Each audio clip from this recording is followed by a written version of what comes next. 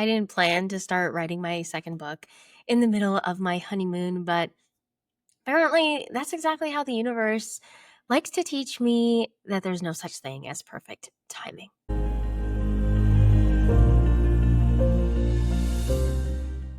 Hey, love.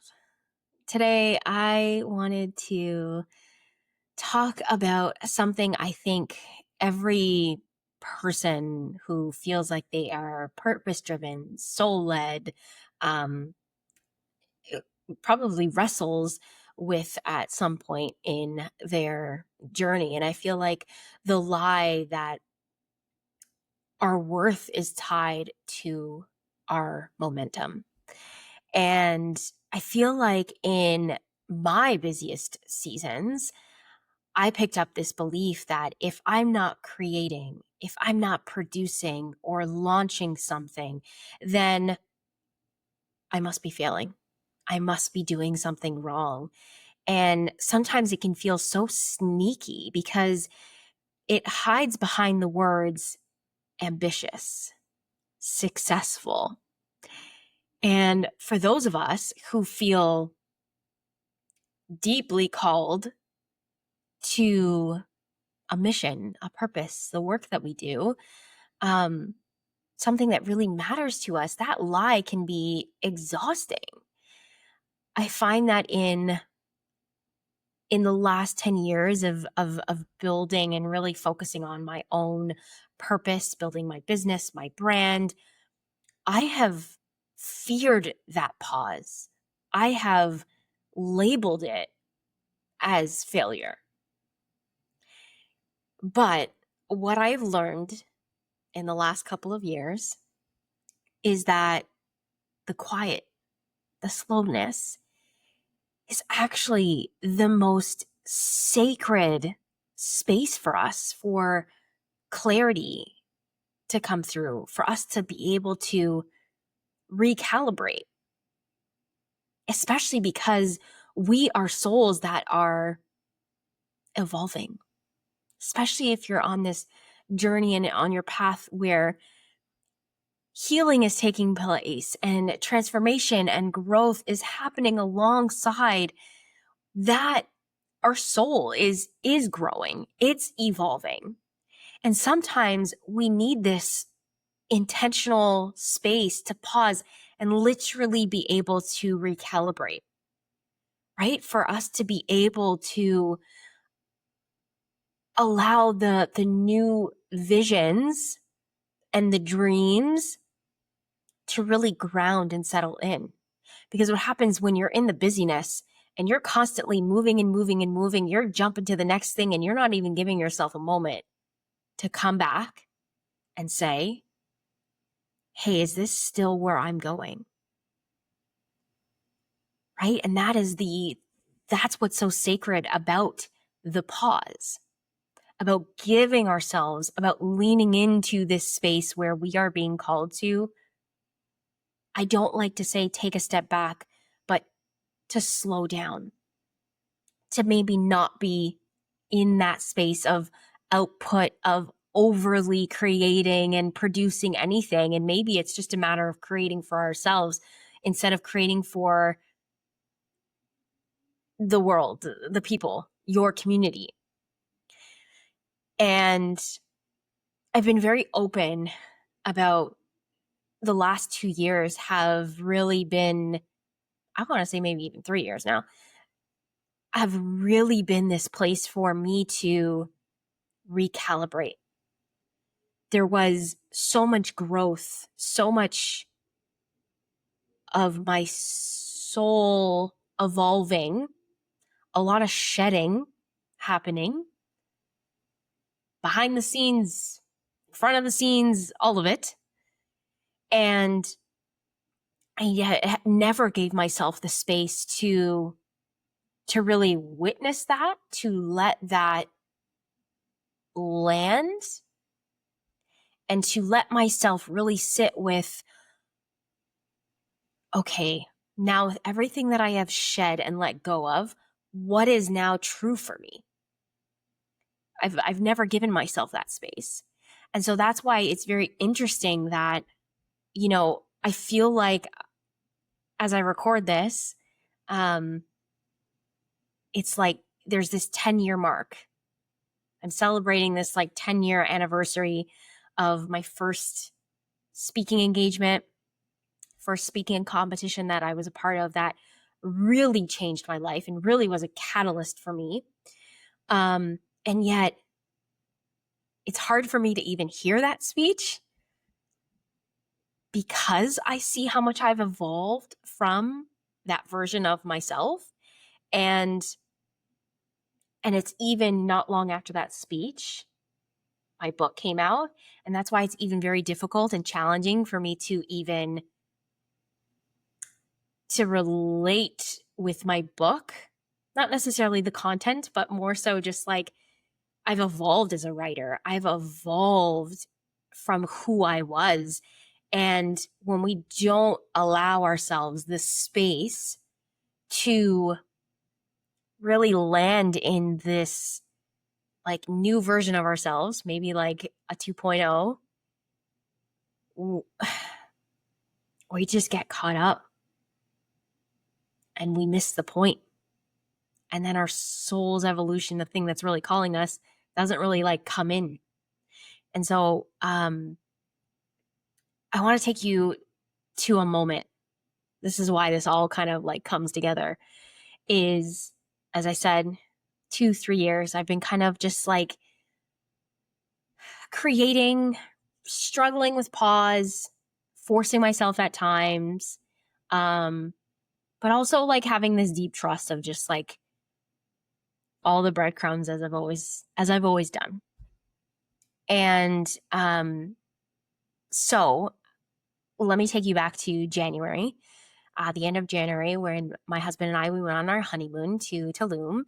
And to be honest, I was so excited, like to bring it.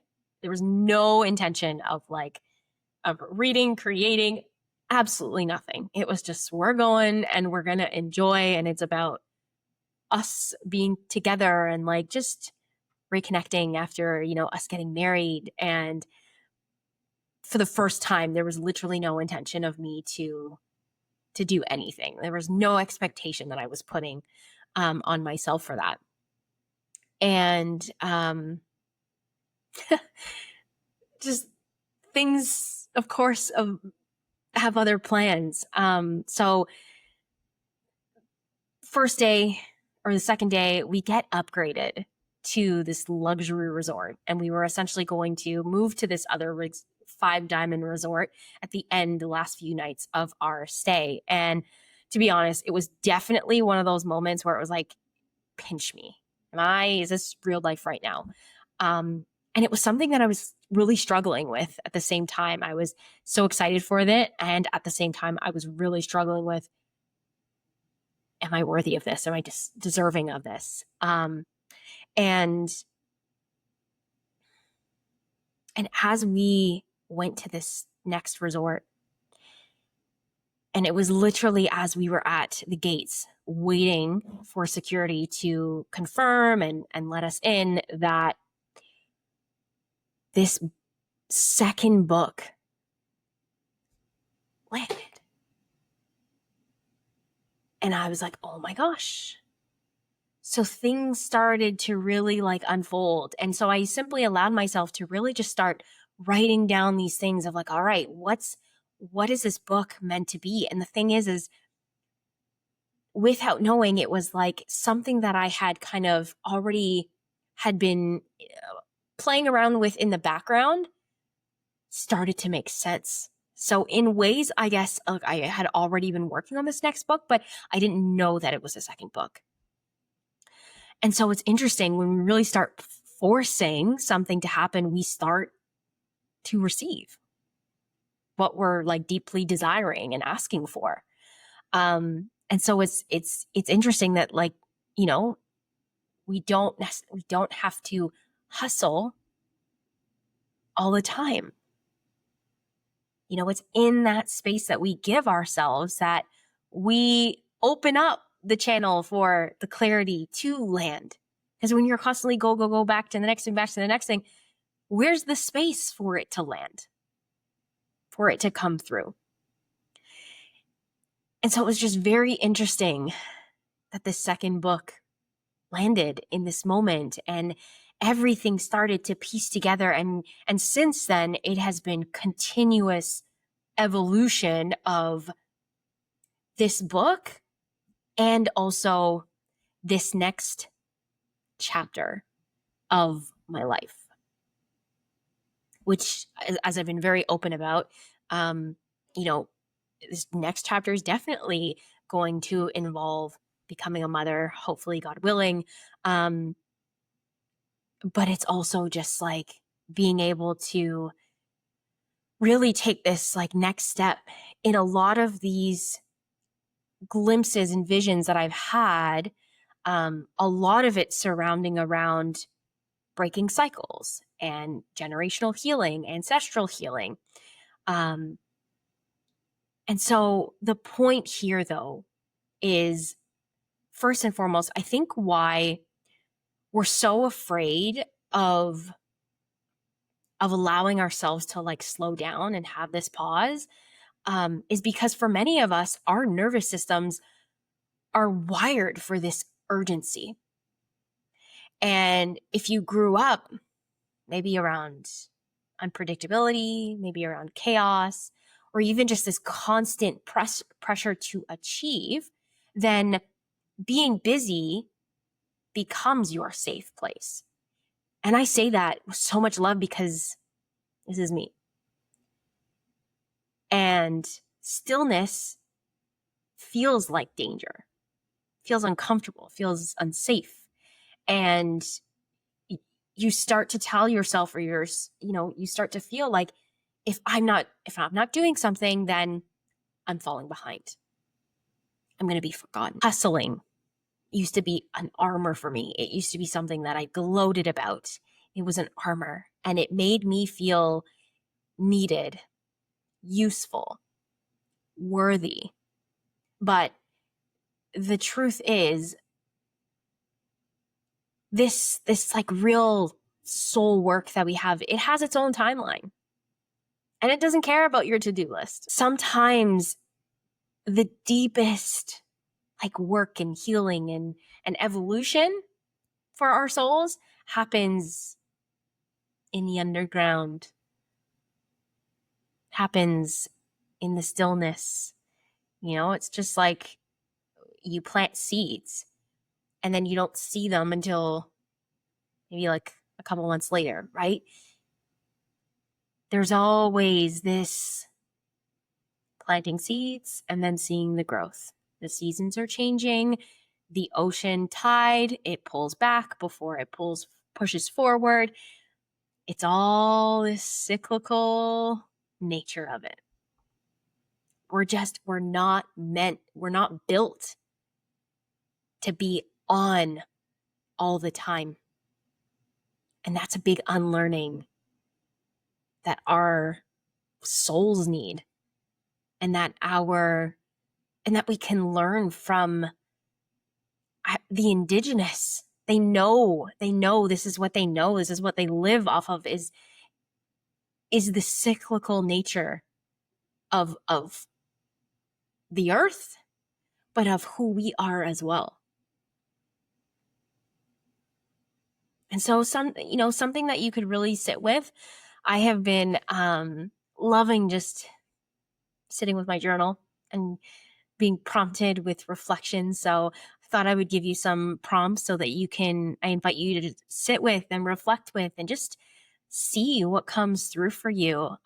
Maybe sitting with, what have you been feeling calling procrastination? That's actually maybe a sacred pause. Where in your life are you feeling like you're forcing clarity instead of allowing it to arrive? Or what old stories about falling behind can you lovingly let go? And how would you treat this season if you trusted it was divinely timed? I can promise you this, your timeline isn't broken. It is so sacred. It's just a matter of coming back to that trust and knowing that it is sacred and it's all happening in divine timing.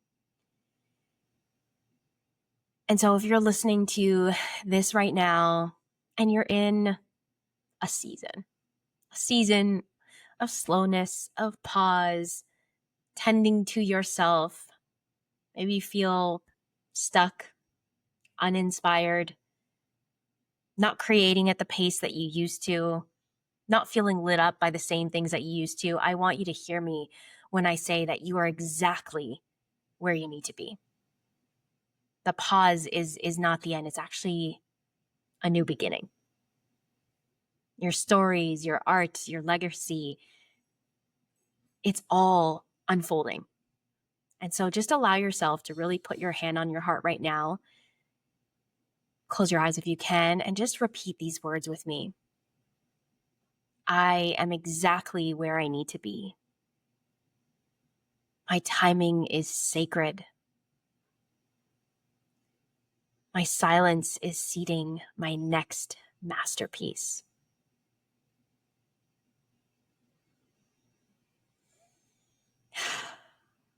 I feel those words so deeply. If you are craving a space to be held with where you're at in this space, for your waiting for your next vision to bloom, building and creating your next masterpiece, this is one thing that I love so much about Collective Voices. And if it's something that you're hearing for the first time, Collective Voices is a 12-week experience. I have never been able to call it a program or anything except an experience.